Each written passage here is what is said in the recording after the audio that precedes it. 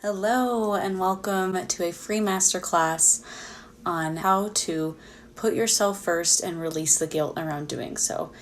Basically, how to be selfish and not feel guilty about it anymore. Because we all deserve to make ourselves a priority. We all deserve to fill our cup first and to prioritize ourselves over everybody in our lives. Even if you have kids, even if you have pets, even if you have a spouse and friends and family, we get to put ourselves first. And I think that the conditioning in society, at least in America, is we have to go, we have to do, we have to do things out of obligation that we don't necessarily even want to do. In order to not let someone else down, we have to sacrifice our own time, and that's just not true. It's a part of the deconditioning that I have worked really deep on in the last 2 years. This is coming back to that thing about being selfish. You're not selfish. Actually, it is selfish to put yourself first, but being selfish is not a bad thing. Being selfish means that you are not dishonoring yourself in order to honor someone else. It means honoring yourself first. And if that means that you have to let someone else down, that's perfectly okay. Give yourself permission to put yourself first. That's the first step, giving yourself that permission. And whenever you decide to do that, it's going to take time. And it's about, part of this putting yourself first is having grace with yourself and not speaking to yourself in a negative way, like quieting the inner critic. Our inner critic is the one who's telling us, I'm not good enough, I don't deserve rest until I've worked myself raw, I have to put everybody else above myself, I need to have a clean house, and then I can rest.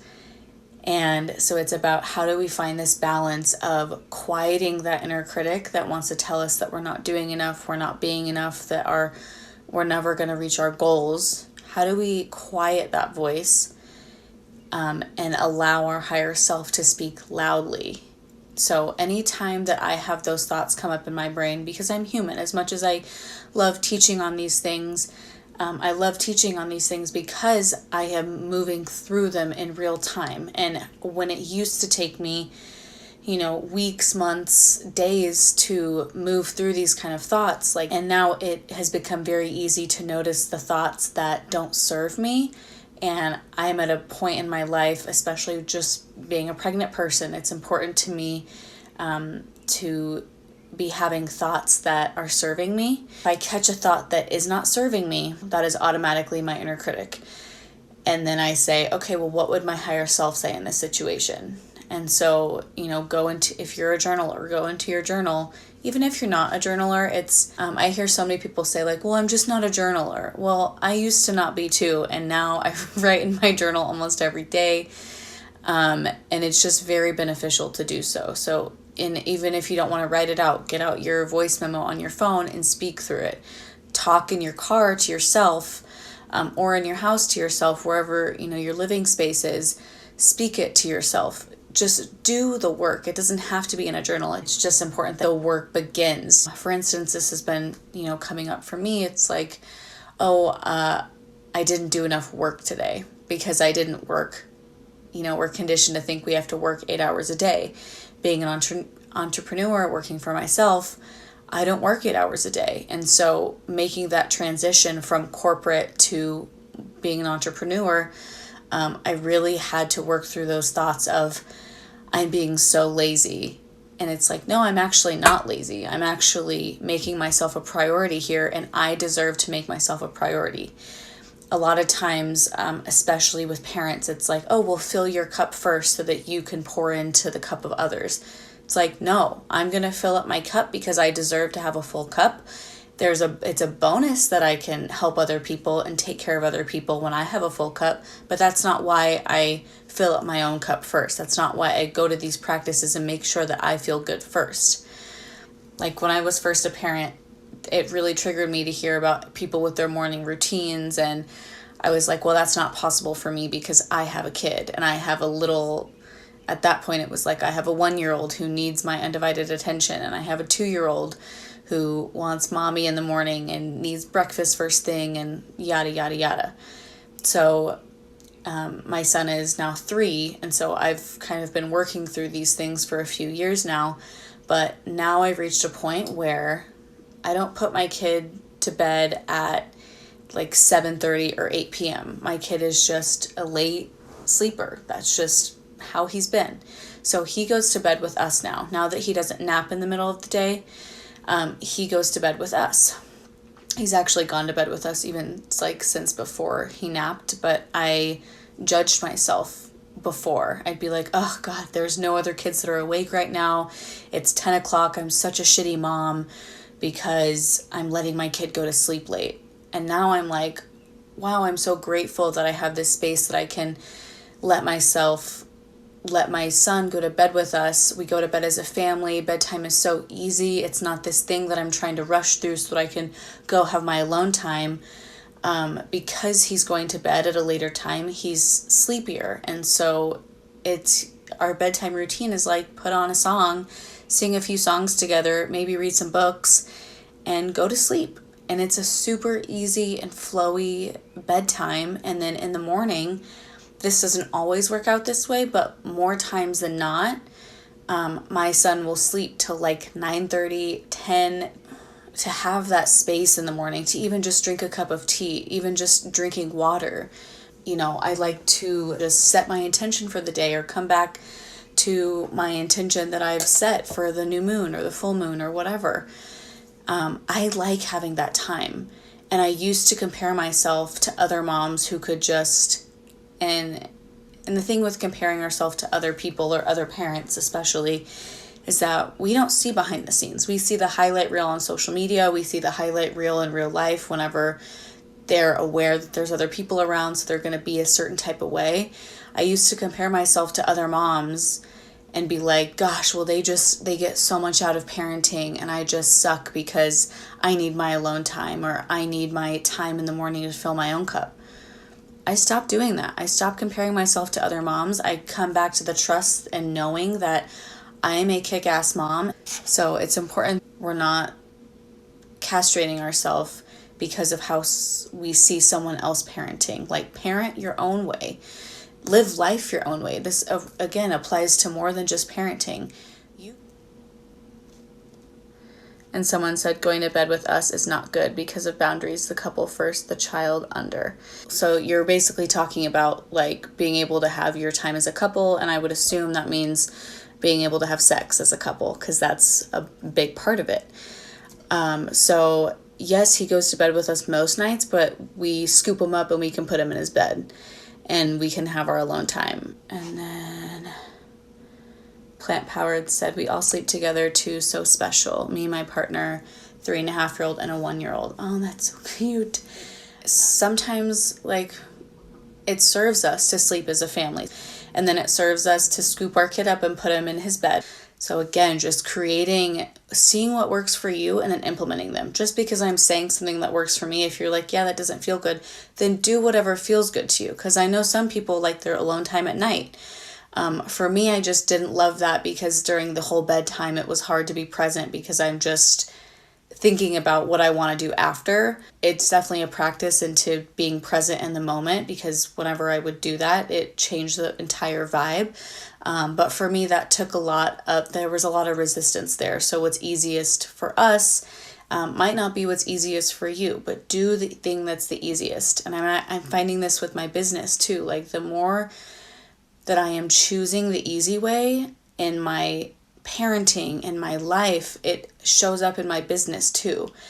Even this free masterclass, like, masterclasses are typically, oh, you sign up through an opt-in page and then you get an email and then you get another email and then you're on my email list and then I'm going to bombard you with all these emails. And I was like, that doesn't feel good to me. What feels good to me? And I just asked myself, like, what feels easy? I was like, I make graphics for Instagram Lives every week already, so that feels pretty easy. That takes me like 10-15 minutes max. So that feels pretty easy. Let me just do it that way. And then now I'm here showing up, speaking to you about these things that have been on my mind.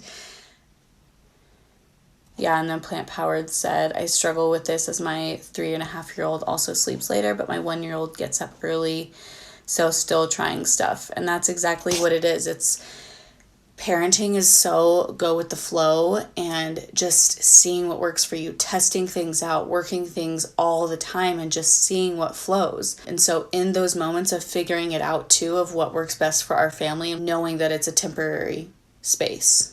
And I've never balanced 2 kids before, and I don't want to teach on anything that I haven't moved through yet. So I'm excited to see like how that plays out and just how that dynamic switches up, because I'm about to enter that into with a newborn. You know, with a newborn, it's going to rock up our whole routine, but it's going to be about grounding into the new routine and what works for us, and testing what doesn't work and seeing what does work. And with a newborn, it's different all the time because there's these sleep regressions, and with kids under really 1.5, there's sleep regressions and there's things like that. So yeah, and I'll be talking about that in my 4th trimester module of Bloom from Your Womb, because it's 4 modules and each module is a trimester.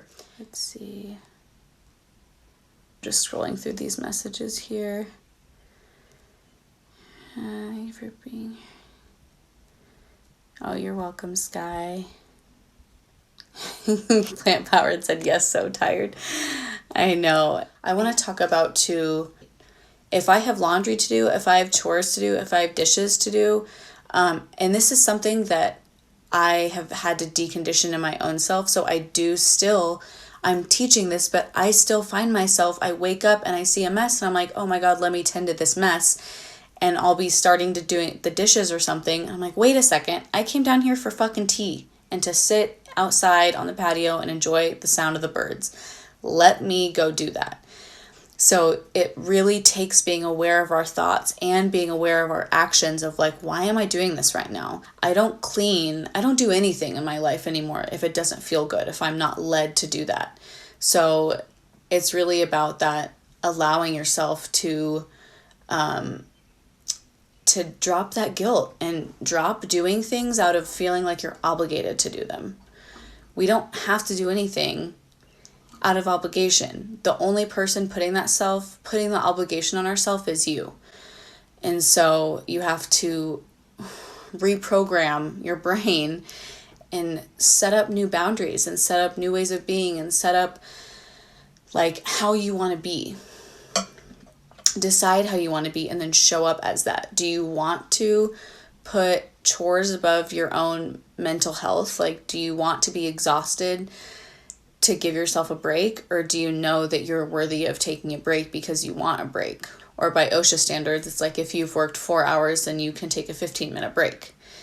Like these are just standards that are set in our society that then we think, oh, well, I have to work a certain amount in order to earn a break. No, we don't. You don't have to earn rest. And it's up to us to drop this guilt in our mind of, well, I didn't do enough, and drop believing the inner critic. The inner critic is going to show up no matter what. And so it's about not believing the inner critic whenever it comes up. It's about identifying, oh, that's my inner critic. For me, it helped to name my inner critic, Nancy. She's negative Nancy.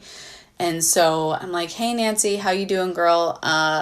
Thank you for showing me that fear, but I actually am choosing not to believe thoughts that are fear-based, so I'm going to choose again. Like, I'm not kidding when I say I literally was in gratitude for 5 or 10 seconds. I think it was this morning, and I caught that negative Nancy thought coming in and saying, well, you'll have to do your gratitude practice later because 10 seconds wasn't enough time, and you have to be in your gratitude all the time so you can manifest your desires and blah, blah, blah, blah, blah.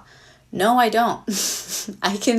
My intention was to be in gratitude, and I was in gratitude, fully immersed in that for 5 or 10 seconds, and that is enough. I don't have to tell myself this story about meditation has to look a certain way, or gratitude practice has to look a certain way, or I can't manifest my desires because I didn't do X, Y, and Z.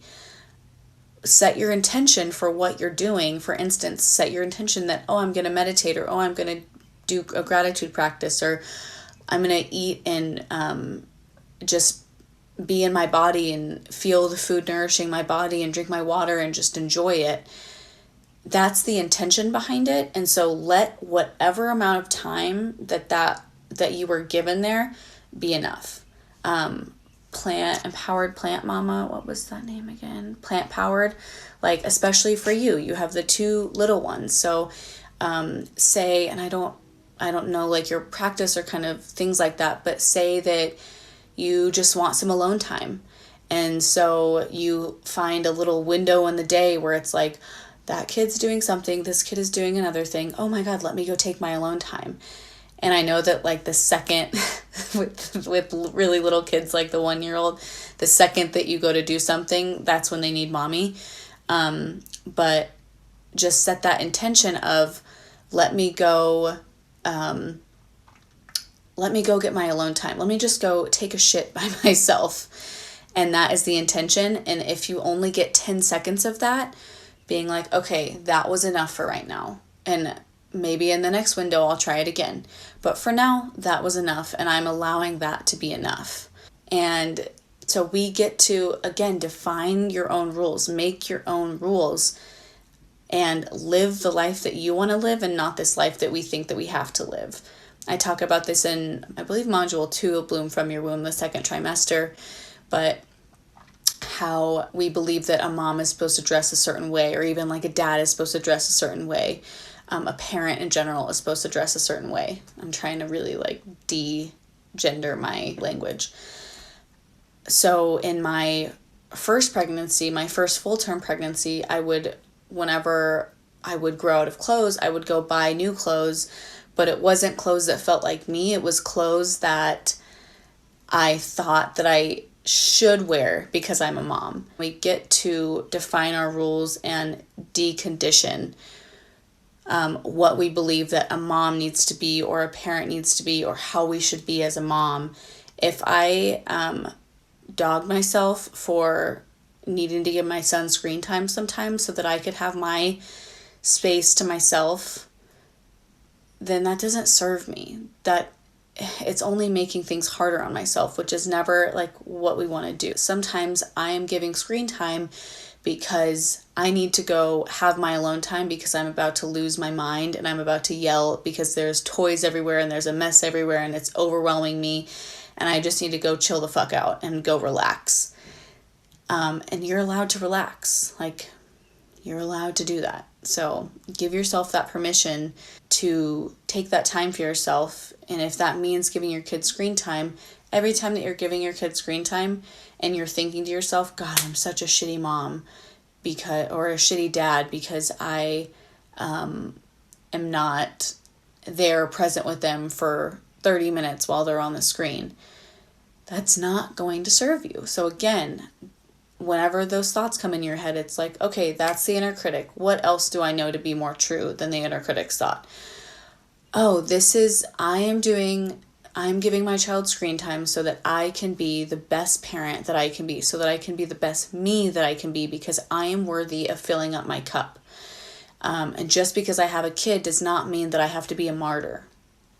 It doesn't, because I'm not going to allow myself to be in that standard that, well, I'll just be the martyr and I'll just take everything on because I'm the mom, so I have to do that.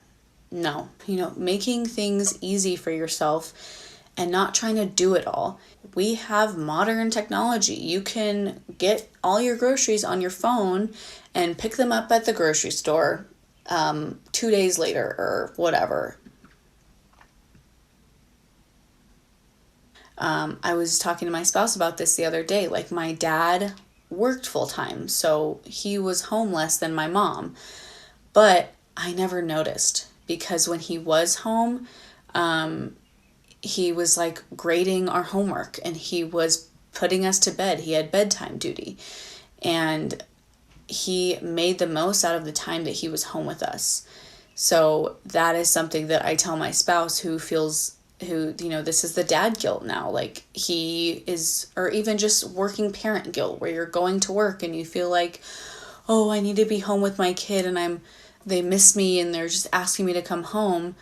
It's like, okay, well, right now in this moment, you have to go to work. And so how can you be present when you are home? Utilize the time that you do have, because your kid's not going to notice that you were gone. They're going to notice how you were whenever you were around them. So make that time count. I want us to do a little, like, it is a full moon tomorrow. We're already in the energy of a full moon. So take a little piece of paper. I just had a flashcard, so I'm going to rip a little piece off. But hopefully listening to this has sparked in you something where you're like, wow, I do that and I'm going to release that. So I want us to just write down the thing that we're going to release. So the thing that we know doesn't serve us and that we are deciding to no longer do, write it on a piece of paper.